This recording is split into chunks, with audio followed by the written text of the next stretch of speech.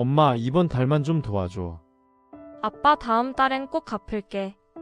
부모는 자식에게 마지막까지 남아있는 통장이 아니었다. 그런데도 우리는 어느 순간부터 부모를 부모가 아닌 계산서로 대하기 시작했다. 이것은 평범한 가정에서 일어난 진짜 이야기입니다. 자식 뒷바라지만 하며 살던 부모가 돈만 바라보는 자식들을 떠나 홀로 쏘기를 선택한 이야기. 그리고 그 선택이 온 가족의 인생을 바꾼 이야기입니다. 1985년 봄, 26의 젊은 부부는 서울 변두리 반지하에서 신혼을 시작했다. 남편은 공장 야간 근무를, 아내는 식당 설거지를 했다. 우리 애들은 우리처럼 안 살게 해야지. 그게 이 부부의 유일한 꿈이었다. 1987년 첫째 아들이 태어났다. 1990년 둘째 딸이 태어났다. 아이들이 태어날 때마다 빚은 늘어났지만 부모의 얼굴엔 웃음이 가득했다. 괜찮아, 우리가 조금만 더 노력하면 되지. 아버지는 새벽 5시에 집을 나가 밤 11시에 돌아왔다. 어머니는 아이들을 재우고 나서야 자신의 밥을 먹었다. 그렇게 10년이 흘렀다. 반지하에서 반옥탑으로, 반옥탑에서 빌라로. 조금씩, 아주 조금씩 올라갔다. 아이들은 자랐고 부모는 늙어갔다. 하지만 부모는 자신들이 늙어간다는 사실조차 눈치채지 못했다. 거울을 볼 시간이 없었으니까. 2005년, 첫째 아들은 대학생이 되었다. 아들 축하한다, 우리 아들 대학생. 아버지는 평생 모은 돈으로 등록금을 냈다. 어머니는 매일 반찬을 싸서 자취방에 갔다 왔다. 엄마, 친구들 앞에서 그러지 마, 창피해. 아들의 말에 어머니는 슬며시 웃으며 돌아섰다. 2008년, 둘째 딸도 대학생이 되었다. 이제 2명의 등록금. 아버지는 주말 알바를 시작했다. 환갑이 넘은 나이에. 아빠 괜찮으세요? 괜찮아, 아빠는 건강해. 2012년, 아들이 취업을 했다.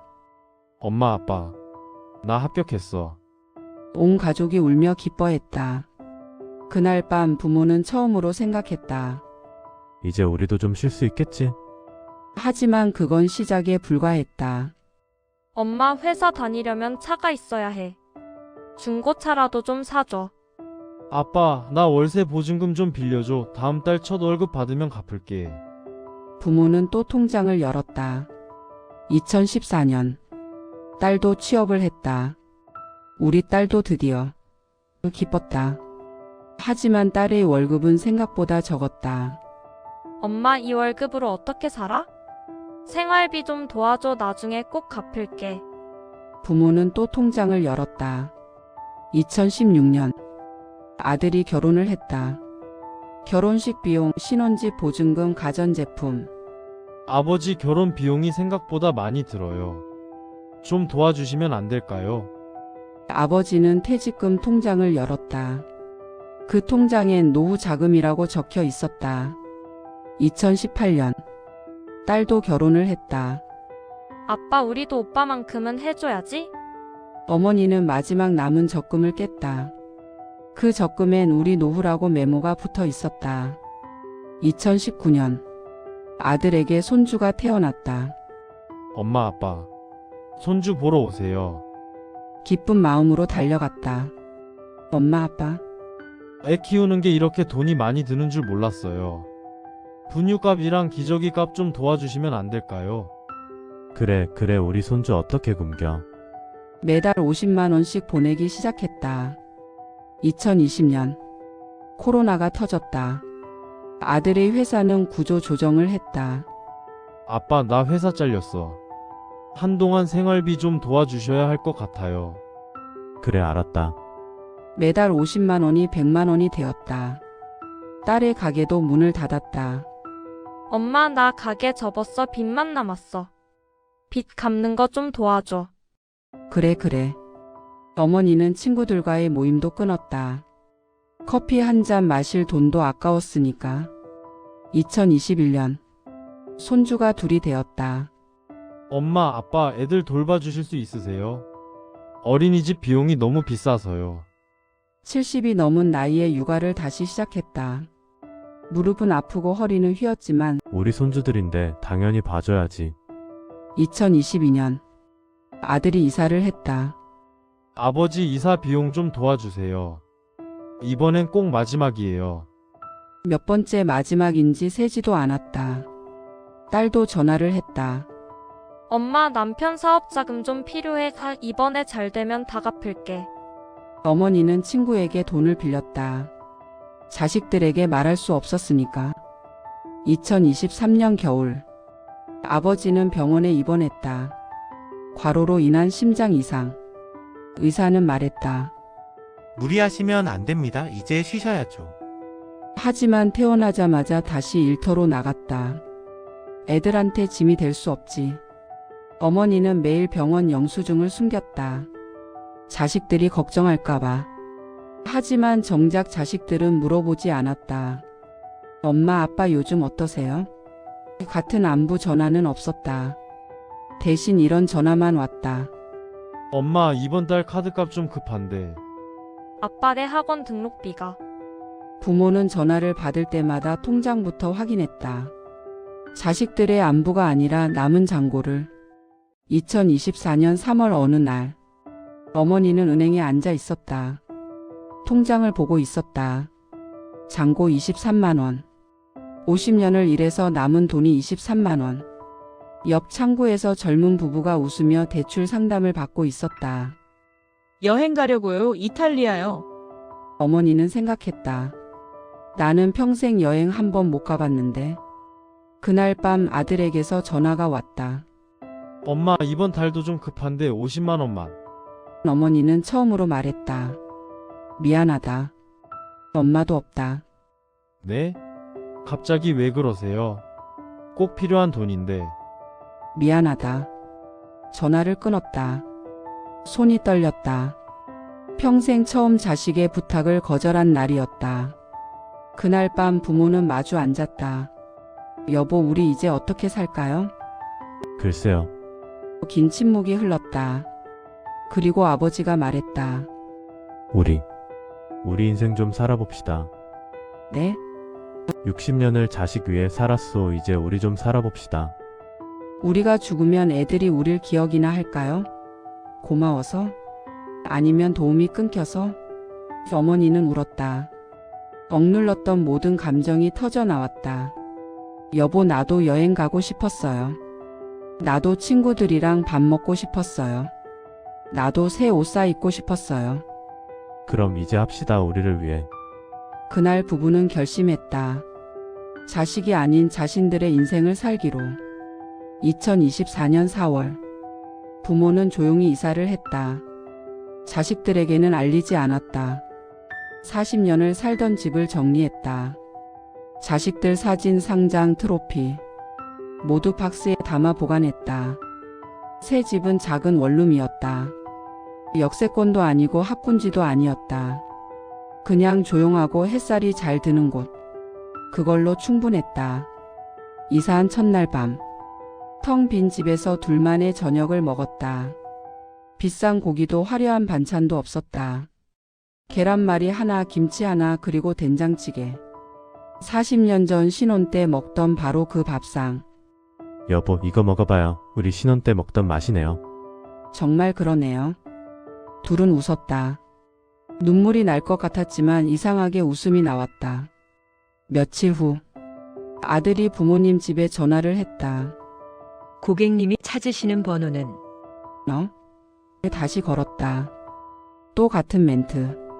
집으로 찾아갔다. 초인종을 눌렀다. 낯선 사람이 나왔다. 누구세요? 아, 여기 전에 누가 살았는지. 아, 어르신 부부요. 이사 가셨던데요. 언제요? 한 달 전. 아들은 멍하니 서 있었다. 부모가 이사를 갔다. 나한테 말도 없이. 딸도 연락이 안 되자 찾아왔다. 낯선 사람을 마주했다. 엄마, 아빠가 이사를 갔다고? 오빠한테도 말 안 했어? 응. 두 남매는 서로를 바라봤다. 뭔가 잘못됐다는 걸 직감했다. 갑자기 왜 그러는 거야? 아들은 화가 났다. 부모가 자식한테 이사 간다는 말도 안 하고? 딸도 이해할 수 없었다. 우리가 뭘 잘못했는데? 우리도 힘든데 이해해 주시지는 못할 망정. 두 남매는 부모를 찾기 시작했다. 친척들에게 물어봤다. 삼촌, 우리 부모님 연락처 아세요? 아니, 나도 모르는데 너희한테도 안 알려줬어? 친구들에게도 물어봤다. 하지만 아무도 몰랐다. 부모는 철저히 흔적을 지웠다. 일주일이 지났다. 아들은 불안해지기 시작했다. 혹시 무슨 일 있으신 건 아닐까?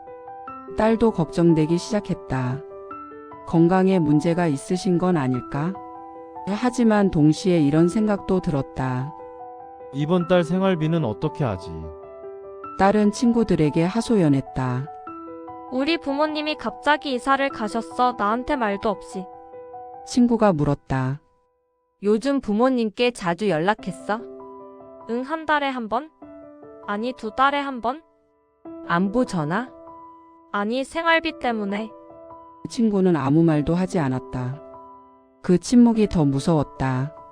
아들도 아내에게 말했다. 엄마, 아빠가 이사를 가셨어. 우리한테 말도 없이. 왜요? 모르겠어, 갑자기. 혹시 우리가 돈 좀 많이 부탁드렸나? 그게 무슨 말이야? 부모가 자식 돕는 건 당연한 거잖아. 아내는 더 이상 말하지 않았다. 하지만 눈빛이 말하고 있었다. 당연한 게 아니었나 봐. 한편 원룸에서의 생활이 시작됐다. 아침 7시. 알람이 울리지 않았다. 자식들 전화를 기다릴 필요가 없었으니까. 창문을 열자 봄바람이 들어왔다. 여보, 오늘 날씨 좋네요. 산책이나 갈까요? 좋아요. 손을 잡고 공원을 걸었다. 60년 만에 처음 잡아보는 손. 어색했지만 따뜻했다. 점심은 근처 분식집에서 먹었다. 떡볶이 하나, 순대 하나. 여보, 우리 신혼 때 자주 먹던 거 기억나요? 그럼요, 그때가 참 행복했죠. 지금도 행복해요. 아내는 웃으며 고개를 끄덕였다. 네, 지금이 더 행복해요. 저녁엔 도서관에 갔다. 평생 책 읽을 시간이 없었던 두 사람. 여보, 이 책 한번 볼까요? 무슨 책인데요? 여행책이요, 유럽 여행. 우리가 갈 수 있을까요? 가봐야죠. 평생 일만 했잖아요. 그날부터 두 사람은 저축을 시작했다. 자식들에게 주던 돈으로.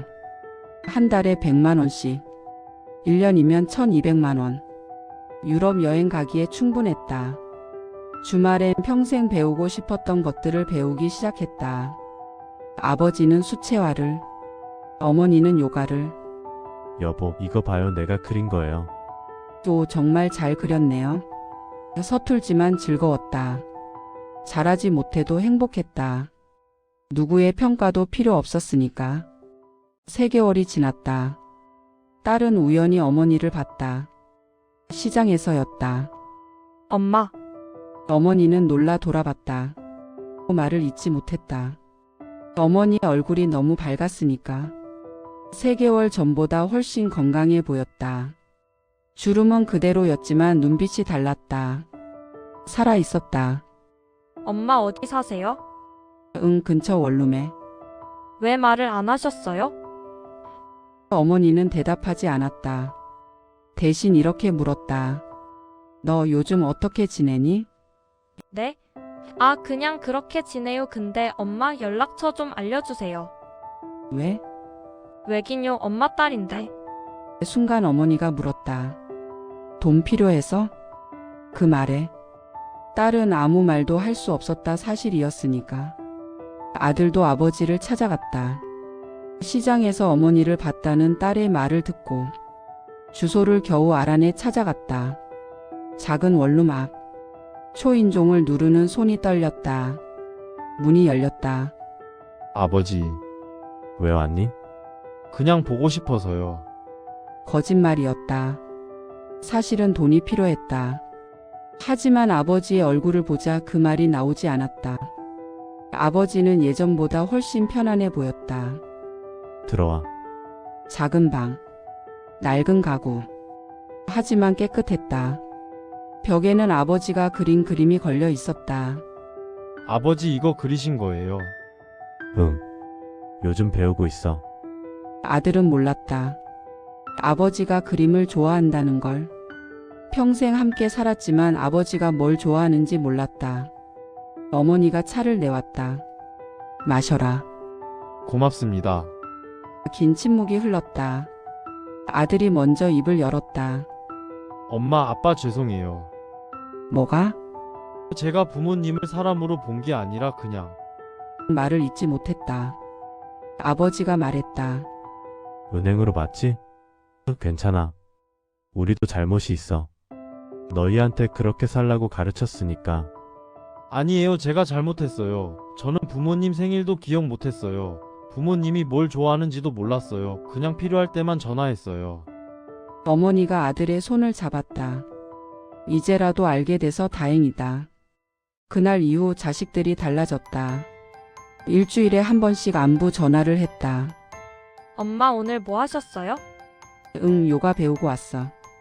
요가요? 재밌으세요? 응, 재밌어. 다음엔 저도 데려가 주세요. 그래. 아들도 변했다. 아빠, 이번 주말에 시간 되세요? 왜? 그냥 같이 밥이나 먹어요. 제가 살게요. 너 돈 괜찮아? 네, 제가 벌어서 사는 거예요. 당연히 제가 사야죠. 아버지는 웃었다. 아들이 처음으로 자기 돈으로 밥을 사는 날이었다. 추석이 다가왔다. 자식들이 먼저 연락했다. 엄마, 아빠 추석엔 저희 집으로 오세요. 괜찮아. 우리끼리 조용히 보낼게. 안 돼요. 꼭 오셔야 해요. 제가 음식 다 준비할게요. 추석 당일. 자식들은 직접 음식을 준비했다. 서툴렀지만 정성을 다했다. 엄마 이거 맛있어요? 응, 맛있다. 제가 만든 거예요. 엄마 레시피 보고. 어머니는 울컥했다. 평생 자식들 밥만 해줬는데 자식이 자기 밥을 만들어준 첫날이었다. 식사 후 아들이 봉투를 꺼냈다. 엄마, 아빠 이거 받으세요. 이게 뭐니? 제가 그동안 빌렸던 돈이요. 다는 아니지만 조금씩 갚을게요. 아버지는 봉투를 받지 않았다. 그 돈으로 내 애들 키워. 아니에요. 이건 제가 갚아야 할 돈이에요. 부모님 돈이에요. 고맙다. 2025년 봄. 부모는 유럽 여행을 떠났다. 평생 꿈꿨던 여행. 파리, 로마, 프라하. 사진을 찍고 맛있는 걸 먹고 그냥 걸었다. 여보 행복해요? 응, 행복해. 우리 왜 이제야 이렇게 살까요? 그래도 늦지 않았잖아요. 맞는 말이었다. 늦지 않았다. 자식들은 매일 카톡을 보냈다. 엄마 아빠 잘 지내세요? 그 사진 보니까 너무 좋아 보여요.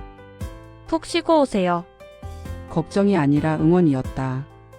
요구가 아니라 관심이었다. 여행에서 돌아온 날. 공항에 자식들이 나와 있었다.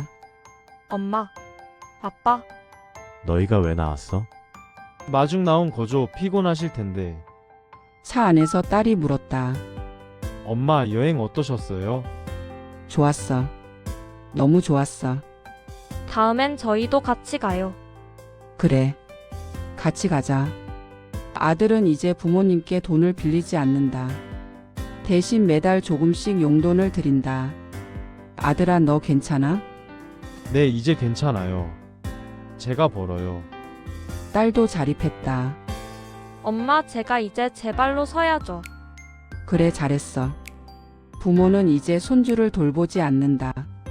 대신 일주일에 한 번 만나서 함께 논다. 할머니, 할아버지. 우리 손주. 억지로가 아니라 즐거워서. 의무가 아니라 사랑으로. 부모는 배웠다. 자식을 사랑하는 것과 자식에게 모든 걸 주는 것은 다르다는 걸. 자식을 위하는 것과 자신을 잊는 것은 다르다는 걸. 부모도 한 사람이고 부모도 행복할 권리가 있다는 걸. 자식들도 배웠다. 부모는 영원하지 않다는 걸. 부모는 도와주는 기계가 아니라 사랑받아야 할 사람이라는 걸. 부모의 희생은 당연한 게 아니라 선택이었다는 걸. 그리고 그 선택에 감사해야 한다는 걸. 어느 날 저녁, 온 가족이 모였다. 부모, 자식, 손주, 건배. 모두 함께 웃었다. 이번엔 진짜 웃음이었다. 계산된 웃음이 아니라 진심 어린 웃음. 아들이 말했다. 엄마, 아빠. 제가 꼭 하고 싶은 말이 있어요. 뭔데? 사랑해요, 그리고 존경해요. 부모로서가 아니라 한 사람으로서. 어머니는 울었다. 행복해서. 딸도 말했다. 저도요. 엄마, 아빠는 제 영웅이에요. 이제 알았어요. 부모님이 얼마나 대단한 분들인지. 아버지도 눈시울이 붉어졌다. 고맙다. 정말 고맙다. 그날 밤 부모는 원룸으로 돌아왔다. 작지만 따뜻한 집. 여보, 왜요? 우리 잘한 것 같아요. 뭐가요? 자식들 떠난 거요. 그러게요. 무서웠지만 잘한 것 같아요. 이제 애들이 우리를 정말 사랑하는 것 같아요. 그러게요. 예전엔 필요해서 찾았는데 이젠 보고 싶어서 찾아오더라고요. 둘은 손을 잡았다. 주름 가득한 손. 하지만 따뜻한 손. 여보, 다음 여행은 어디로 갈까요? 당신이 가고 싶은 곳으로 가요. 좋아요. 우리 인생 이제 시작이네요. 그러게요. 이제 시작이에요. 이 이야기는 한 가족의 이야기입니다. 하지만 어쩌면 우리 모두의 이야기일지 모릅니다. 부모는 자식의 미래를 위해 살았고 이제는 자신의 오늘을 살고 있습니다. 자식은 부모의 희생을 당연하게 여겼고 이제는 그 가치를 배우고 있습니다. 부모는 통장이 아닙니다. 부모는 한 사람입니다. 꿈이 있고 감정이 있고 인생이 있는 한 사람입니다. 우리는 언젠가 모두 부모가 되고 모두 혼자가 됩니다. 그날이 오기 전에 물어봅시다. 엄마, 당신은 행복하세요? 아빠, 당신의 꿈은 무엇이었나요? 부모님, 제가 당신의 자식이 아니라 그냥 당신이라면 지금 무엇을 하고 싶으세요? 너무 늦기 전에 물어봅시다. 그리고 들어봅시다. 부모의 마음을, 부모의 꿈을, 부모의 인생을. 이 영상을 보고 있는 당신. 오늘 부모님께 전화 한 통 해보는 건 어떨까요? 돈이 필요해서가 아니라 그냥 보고 싶어서. 도움이 필요해서가 아니라 그냥 안부가 궁금해서. 부모님도 사람입니다. 사랑받고 싶은 사람입니다. 기억해 주세요. 부모는 통장이 아니었습니다. 부모는 당신이 사랑해야 할 그 한 사람입니다.